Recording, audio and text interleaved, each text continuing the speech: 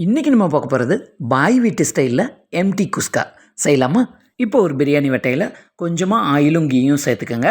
4 பட்டை, 6 ஏலக்காய், 6 கிராம்பு சேர்த்துட்டு 2 பெரிய வெங்காயம் ஸ்லைஸ் பண்ணி எடுத்து வச்சுருக்கேன். அந்த 2 பெரிய வெங்காயத்தையும் இதோட சேர்த்துருங்க. வெங்காயம் இந்த அளவுக்கு பொன்னிறமாக வதங்கி வரணும். அதுக்கப்புறமா இது கூட ஒரு 2.5 டீஸ்பூன் அளவுக்கு இஞ்சி பூண்டு பேஸ்ட்டும் இதோட சேர்த்துடலாம். சேர்த்துட்டு இதோட பச்சை வாசனை போகிற வரைக்கும் நல்லா வதக்கி விடுங்க. நல்லா வதங்கினதுக்கப்புறமா நான் இது கூட ஒரு 2 டீஸ்பூன் அளவுக்கு மிளகாய்த்தூள். இப்போ இந்த குஸ்காவுக்கு தேவையான கரம் மசாலா என்னன்னு பார்த்தீங்கன்னா, 1 இன்ச் அளவுள்ள பட்டையில் 6 பீஸ் பட்டை, 4 ஏலக்காய் நல்லா ஃபைன் பவுடரை அரைச்சிட்டு அதையும் இதோட சேர்த்துட்டு ஒரு 10 செகண்ட் ஆயிலில் நல்லா இதை வதக்கிடலாம். அதுக்கப்புறமா நான் 200 கிராம் அளவுக்கு தக்காளி கட் பண்ணி எடுத்து வச்சுருக்கேன். அதையும் இதோட சேர்த்துருங்க. கொஞ்சமாக ஒரு கைப்பிடி அளவுக்கு புதினாவும் ஒரு கைப்பிடி அளவுக்கு மல்லி இலையும் இதோட சேர்த்துடலாம். சேர்த்துட்டு இப்போ இதுக்கு தேவையான அளவுக்கு உப்பும் இதோட சேர்த்துருங்க.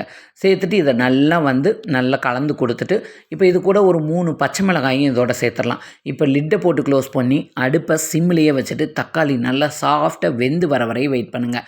பாருங்கள், தக்காளி இந்த அளவுக்கு நல்லா குழஞ்சி வெந்ததுக்கப்புறமா இது கூட நான் ஒரு 2.5 டீஸ்பூன் அளவுக்கு தயிர் இதோட சேர்த்துக்கிறேன். தயிரையும் சேர்த்துட்டு இப்போ இதை எல்லாம் நல்லா மிக்ஸ் பண்ணி கொடுங்க. மிக்ஸ் பண்ணி கொடுத்துட்டு இது கொதித்து நல்ல எண்ணெய் பிரிஞ்சு வரணும். அது வரையும் அடுப்பை லோ ஃப்ளேம்லேயே வச்சு நல்லா வேக விடுங்க. பாருங்கள், இந்த அளவுக்கு நல்ல எண்ணெய் பிரிஞ்சு வந்ததுக்கப்புறமா இப்போ நீங்கள் 1 கப் அளவுக்கு அரிசி எடுத்திங்கன்னா 1.5 கப் அளவுக்கு தண்ணி, இதுதான் மெஷர்மெண்ட். நான் 1 கிலோ அளவுக்கு ஜீரக சம்பா அரிசியை ஒரு 20 நிமிஷம் நல்லா ஒரு 2 வாட்டி வாஷ் பண்ணிவிட்டு ஒரு 20 நிமிஷம் ஊற வச்சு எடுத்திருக்கேன். இப்போ நம்ம அளவு தண்ணி சேர்த்துனதுக்கப்புறமா இப்போ தண்ணி நல்லா கொதி வந்துருச்சு. கொதி வந்ததுக்கப்புறமா நம்ம ஊற வச்சு எடுத்துருக்க ஜீரக சம்பா அரிசியை இதோட சேர்த்துருங்க. சேர்த்துட்டு அடுப்பை மீடியம் ஃப்ளேம்லேயே வச்சுட்டு இப்போ இதை நல்லா கொதித்து 80% அளவுக்கு தண்ணி நல்லா வற்றி வரணும். அது வரையும் அடுப்பை மீடியம் ஃப்ளேம்லேயே வச்சு வேக விடுங்க. பாருங்கள், இப்போவே நல்லா தண்ணி 80% அளவுக்கு வற்றிருச்சு. தண்ணி வற்றினதுக்கப்புறமா ஸ்டவ்வை சிம்மில் வச்சுருங்க. அதுக்கப்புறமா இந்த அளவுக்கு நல்லா வற்றினதுக்கப்புறமா கடைசியாக ஒரு 3 டீஸ்பூன் அளவுக்கு மேலாப்பில் நெய் விட்டுட்டு கொஞ்சமாக மல்லி இலையும் புதினா இலையும் மேலாப்பில் தூவி விடுங்க.